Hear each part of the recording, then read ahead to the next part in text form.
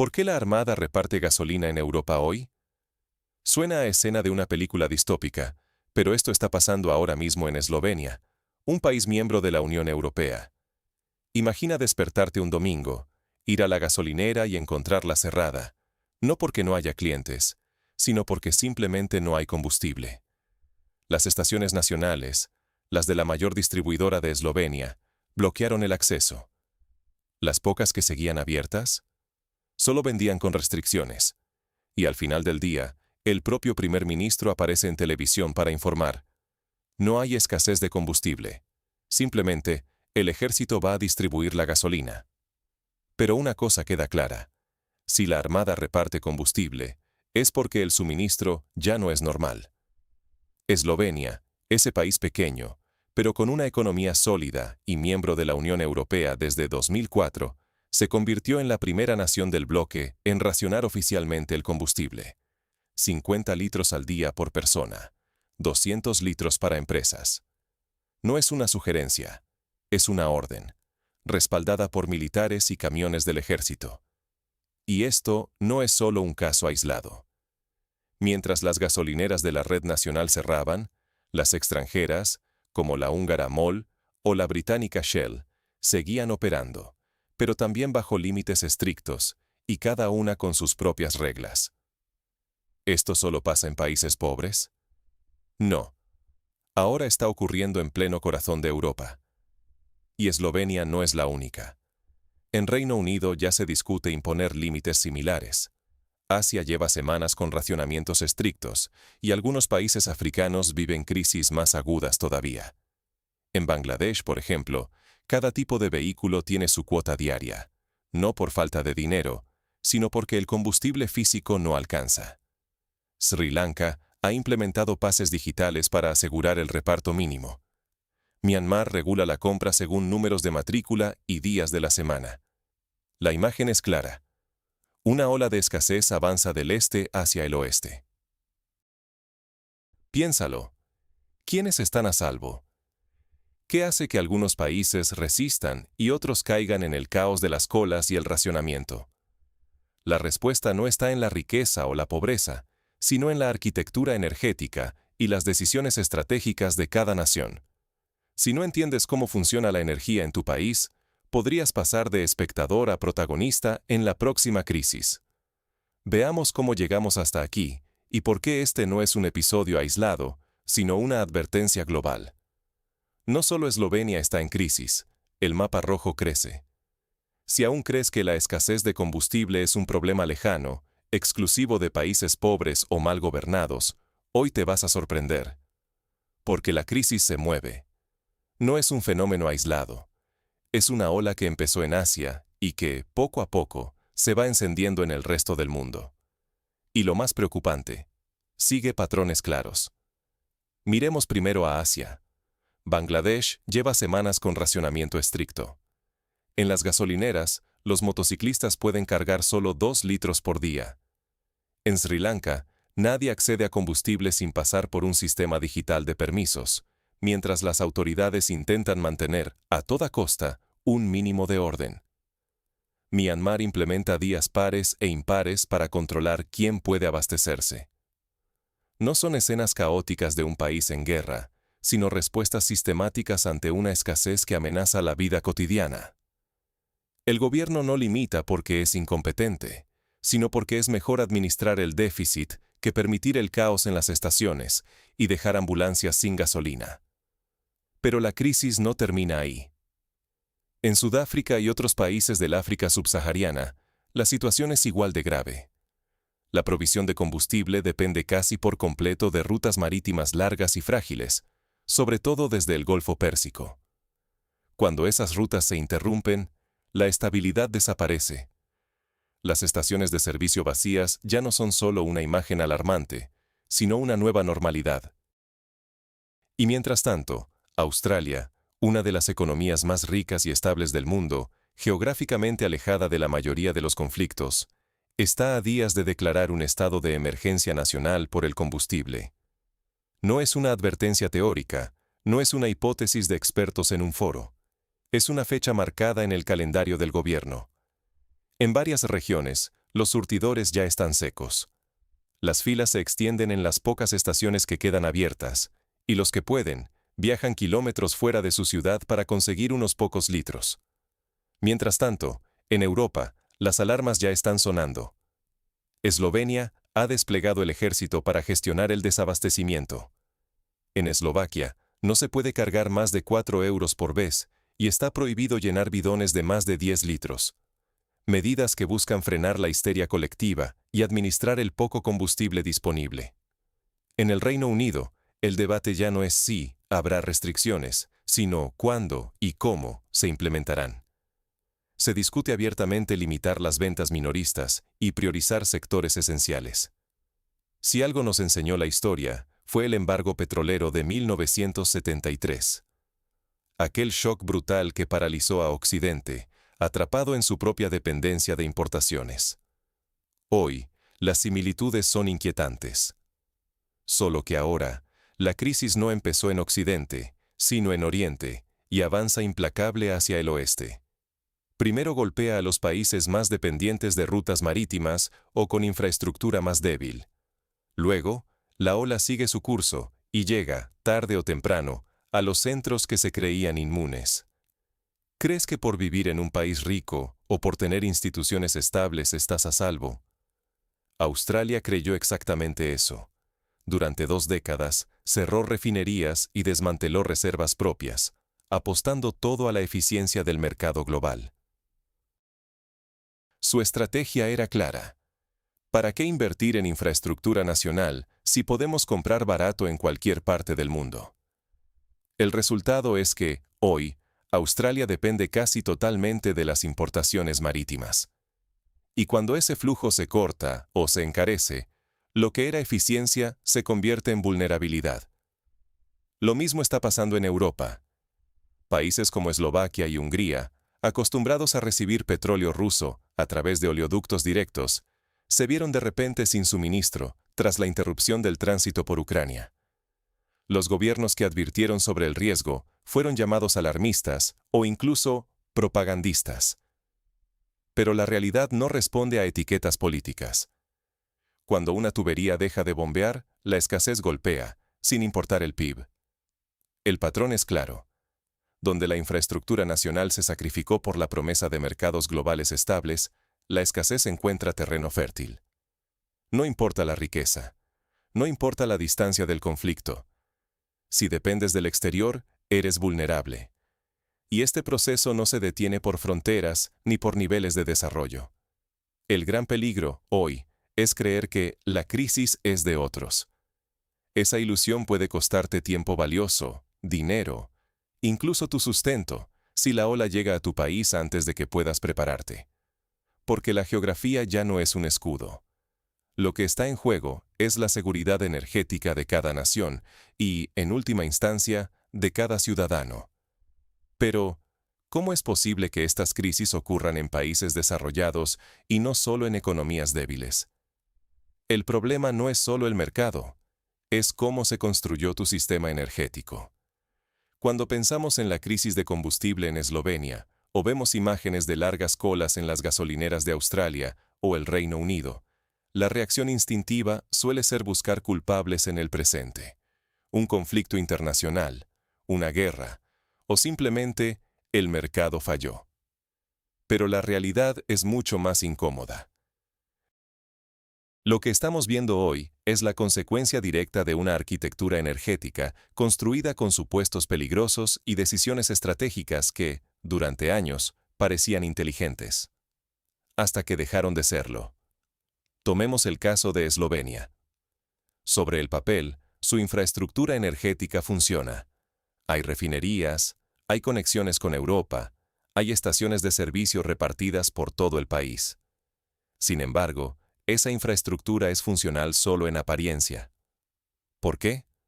Porque Eslovenia, como tantos otros, apostó por la integración total en el mercado europeo y por la eficiencia de las cadenas internacionales de suministro. Desmanteló reservas estratégicas, redujo su capacidad de refino propia y confió en que siempre habría petróleo y gasolina baratos en el mercado global. El resultado es predecible. Cuando el mercado global falla, Eslovenia queda expuesta y dependiente, sin margen de maniobra. Y esto no es un fenómeno exclusivo de Eslovenia. Lo vemos en Australia, un país rico por cualquier medida que elijas. Recursos, instituciones, economía. Y sin embargo, están a días de declarar el estado de emergencia por desabastecimiento de combustible. ¿Cómo es posible? La clave está en las decisiones estratégicas tomadas durante las últimas 2 décadas. Australia fue cerrando gradualmente sus propias refinerías y plantas, apostando por comprar productos terminados en el mercado internacional, siempre a mejor precio y con menos complicaciones, en apariencia. El mantra era optimización, eficiencia, reducción de costes. ¿Para qué mantener costosas reservas estratégicas o infraestructuras redundantes cuando se puede importar barato? Pero el supuesto fundamental era que el mercado siempre iba a funcionar, que los barcos siempre llegarían, que las rutas marítimas eran eternas. Pero este supuesto se derrumba en cuanto una pieza clave sale del tablero. Por ejemplo, el cierre del oleoducto Druzhba, una de las arterias energéticas más importantes de Europa Central, no fue por razones técnicas, sino políticas. En cuanto la geopolítica se enturbia, la energía deja de fluir, y los países que dependen de esa tubería se quedan en la cuerda floja. O pensemos en el estrecho de Hormuz. Un simple bloqueo o la amenaza de inestabilidad, ahí dispara los costes de transporte, frena buques y pone en jaque a cualquier país demasiado dependiente de ese canal. Australia está a miles de kilómetros del Golfo Pérsico, pero eso no la salva. Al contrario, su lejanía y dependencia absoluta de las rutas marítimas internacionales la convierten en un paciente de alto riesgo. Ahora, compara esto con países que apostaron por la resiliencia interna. Rusia es el ejemplo clásico. Ha invertido durante décadas en mantener y expandir una red de oleoductos propia, con control total sobre sus reservas y su procesamiento.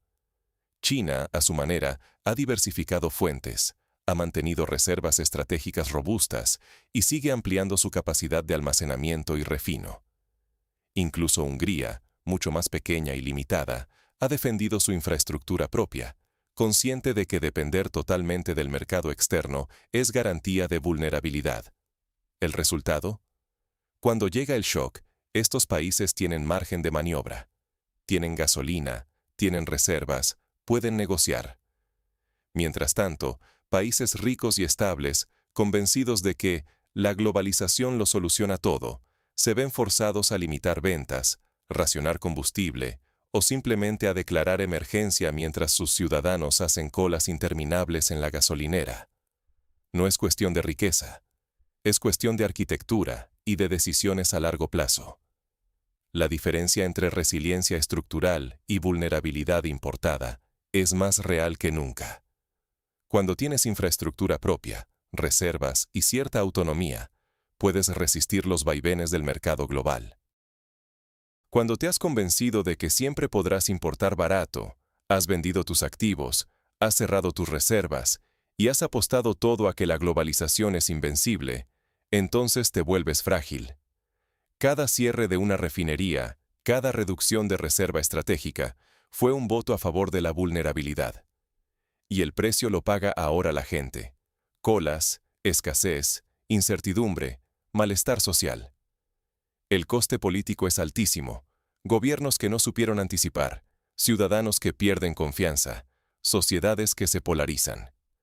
Así que la próxima vez que escuches que todo esto es culpa de la guerra o del mercado, recuerda, lo que está en juego es cómo se diseñó la base misma de tu seguridad energética. Las decisiones de ayer escriben los titulares de hoy. Y quien no entienda esta dinámica puede perder mucho más que unos litros de gasolina. Puede perder su sustento, su estabilidad, su poder de decisión. Ahora, ¿qué consecuencias políticas y sociales trae esta arquitectura quebrada? Vamos a verlo en el siguiente bloque. La crisis se convierte en política, y la política en riesgo para todos. Porque cuando el combustible falta, no solo se paralizan los autos, se paraliza un país entero. Lo que parecía un problema técnico, un simple fallo en el suministro, una ruta marítima cerrada, un conflicto lejano. De pronto prende fuego a las calles. El ejército patrulla las gasolineras en Eslovenia. Las colas se multiplican. La tensión crece. ¿Y la respuesta? Medidas excepcionales, controles de compra, racionamiento e incluso voces que piden levantar sanciones internacionales para poder reabrir los grifos del petróleo. Pero esto no ocurre solo en países tradicionalmente inestables o pobres. El shock se extiende por Europa, Asia, África y ahora amenaza el corazón mismo del mundo desarrollado. Australia y Reino Unido están al borde de medidas similares. Londres, símbolo de orden y previsibilidad, ahora siente en la nuca el aliento de la escasez. Cada nuevo país afectado es una prueba más de que lo que está en juego no es la riqueza, sino la arquitectura energética y las decisiones que los gobiernos han tomado. Y aquí, la política salta de los despachos a las plazas. Las protestas no tardan. Personas comunes, empresas, partidos políticos. En Francia, por ejemplo, el partido Los Patriotas lanza peticiones públicas para que se reabra el debate sobre las sanciones a Rusia. No son los países del este, tradicionalmente cercanos a Moscú, sino Francia, uno de los pilares fundadores de la Unión Europea, pidiendo públicamente que se revise una política que hasta hace poco era intocable. Esto es el famoso ojo de Overton en acción. Ideas que se consideraban impensables, incluso tabú, ahora se discuten en voz alta. Levantar sanciones, renegociar contratos con Rusia, diversificar con urgencia, reabrir infraestructuras que fueron cerradas como decisión estratégica hace solo unos años. Lo imposible se convierte en opción.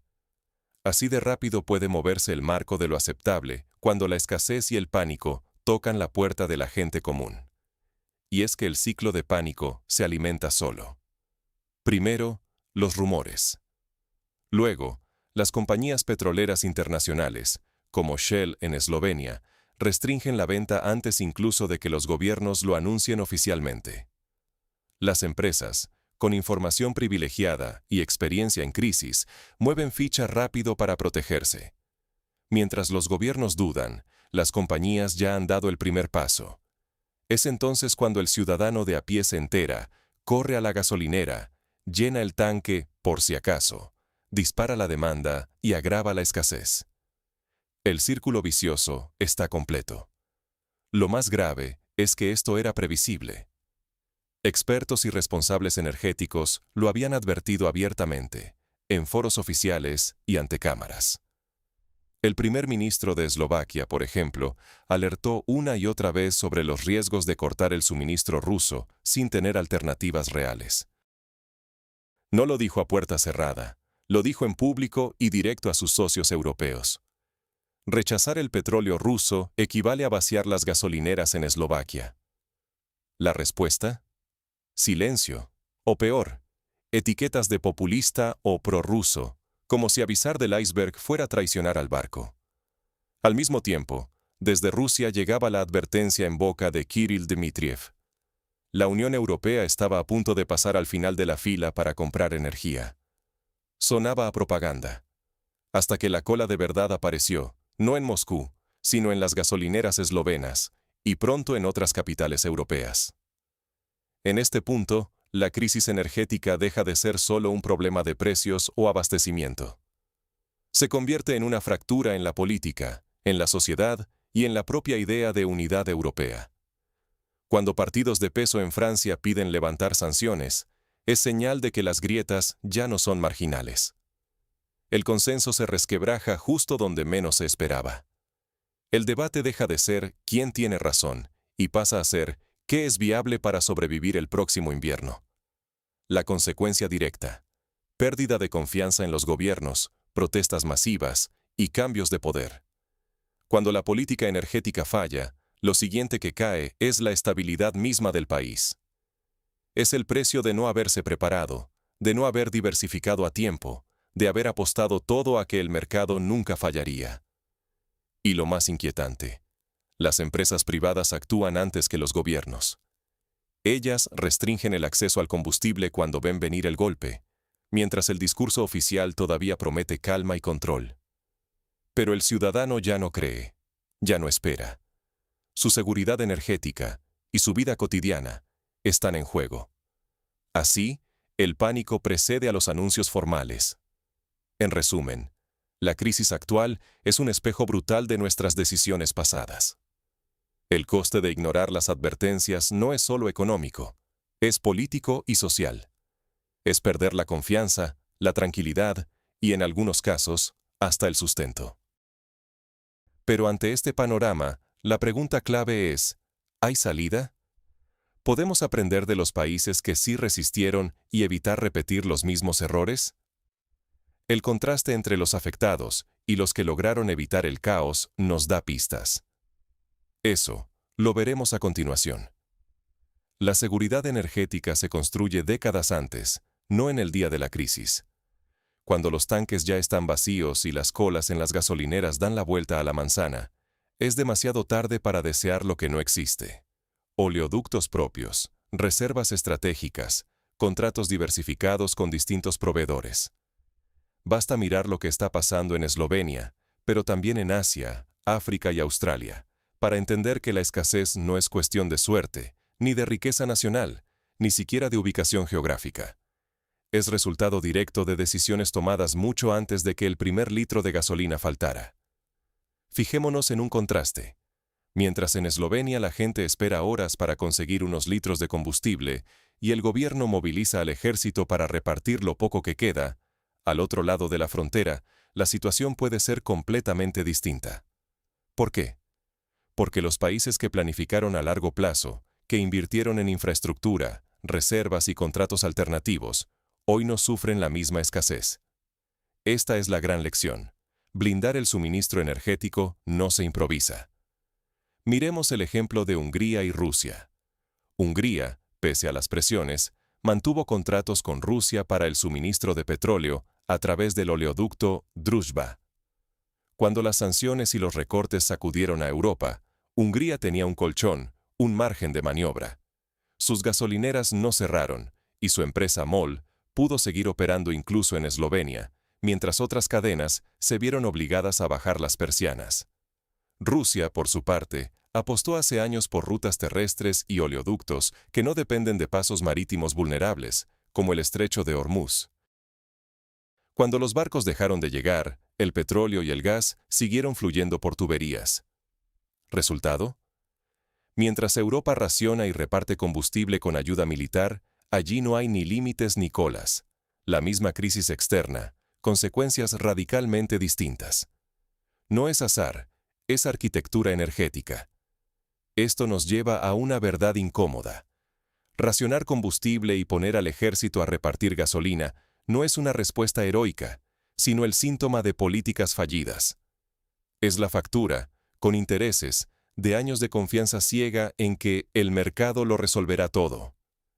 Cuando todo funciona, parece lógico ahorrar, externalizar la infraestructura, cerrar reservas innecesarias o depender de un único proveedor porque sale más barato. Pero cuando el mercado global se rompe, quienes apostaron todo a esa carta se quedan sin suministros y sin tiempo para reaccionar. Es tentador pensar que la riqueza de un país lo protegerá. Pero hoy vemos a potencias europeas, e incluso a Australia, declarando estados de emergencia y enfrentando racionamiento. Francia, un país fundador de la Unión Europea, ya discute en voz alta si deben levantar sanciones simplemente para poder volver a llenar los depósitos. El pacto energético, que se veía incuestionable hace solo unos años, hoy cruje porque la realidad se impone. La seguridad no se compra en el último minuto, ni se delega sin riesgos. ¿Y qué pueden hacer los ciudadanos y los países ante este panorama? Aprender la lección, diversificar fuentes de energía, invertir en reservas estratégicas y, sobre todo, vigilar activamente las decisiones políticas que afectan la infraestructura energética. Destruir infraestructuras por motivos ideológicos o de ahorro, sin valorar su función como seguro ante emergencias, es una jugada peligrosa de la que hoy muchos se arrepienten. Los países que aún tienen alternativas, que apostaron por red eléctrica y oleoductos propios, por contratos múltiples y almacenamiento, hoy respiran un poco más tranquilos. No están inmunes, pero tienen opciones. Esa es la diferencia práctica entre depender de los vaivenes del mercado y tener capacidad real de respuesta. Como ciudadanos, no se trata solo de exigir precios más bajos o más gasolina en el surtidor. Se trata de presionar para que la planificación energética no se sacrifique por modas políticas o ahorros de corto plazo. Apoyar la diversificación, el almacenamiento y los proyectos que amplíen nuestras opciones. Y entender que la seguridad energética es tan fundamental como la alimentaria o la sanitaria.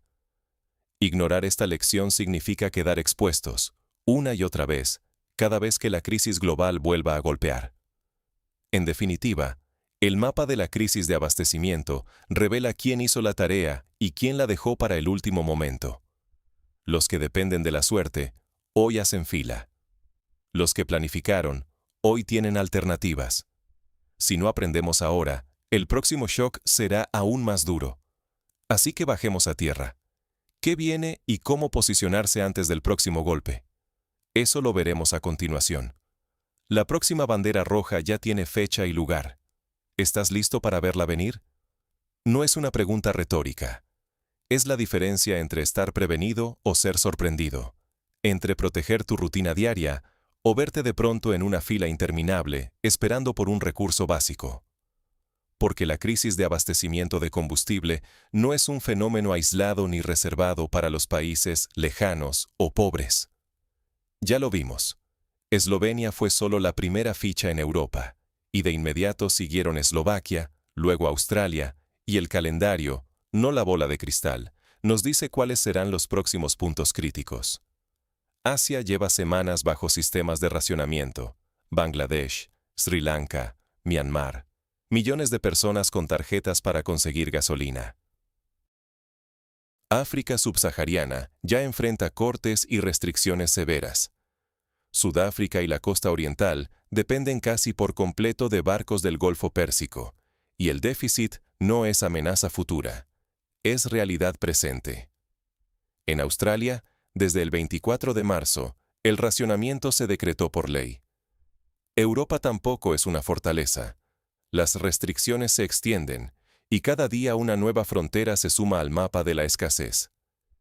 ¿Y qué separa a los países que aún funcionan con normalidad de aquellos con soldados repartiendo bidones? No es suerte. No es solo riqueza.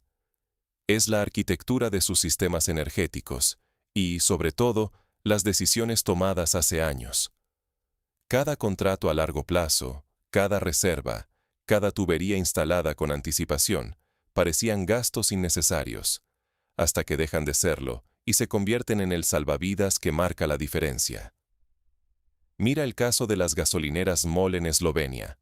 Permanecieron abiertas cuando otras cerraron, gracias a la visión estratégica húngara de mantener contratos propios y alternativas. Es una lección tangible. El país que construye su propio colchón energético puede capear la tormenta. Quien apostó todo al mercado global y desmanteló infraestructuras locales, termina de rodillas ante cada nuevo shock. Este patrón se repite, y verlo es clave.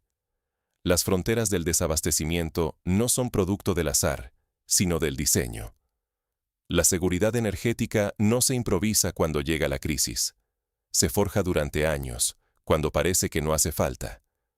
En los años 70, muchos pensaron que la escasez era temporal, que el mercado volvería a la calma solo con paciencia. Pero solo aprendieron la lección quienes, en vez de esperar el milagro, invirtieron en estructuras propias. Hoy, la historia se repite, aunque las banderas y los nombres cambien. Por eso, lo crucial no es solo mirar el mapa, con sus puntos rojos extendiéndose, sino entenderlo como una advertencia. Cada nuevo país que suma restricciones es una señal directa de cómo el mundo real premia a quienes actúan con cálculo y penaliza a quienes confían en promesas vacías. Si no vigilamos, si no exigimos y no participamos en las decisiones sobre nuestra energía, como ciudadanos y como países, nos arriesgamos a ser los próximos en la lista. La próxima crisis ya no será una sorpresa. será la consecuencia lógica de lo que decidamos hoy, o de lo que sigamos ignorando. Así que la pregunta es, ¿vas a esperar a que el siguiente punto rojo aparezca en tu ciudad para actuar? ¿O vas a prepararte y exigir soluciones antes de que llegue? Déjame tu opinión en los comentarios. Quiero saber cómo ves el futuro energético de tu país y si ya notas señales de alerta. Recuerda, cada bandera en el mapa cuenta una historia, y la tuya podría ser la próxima.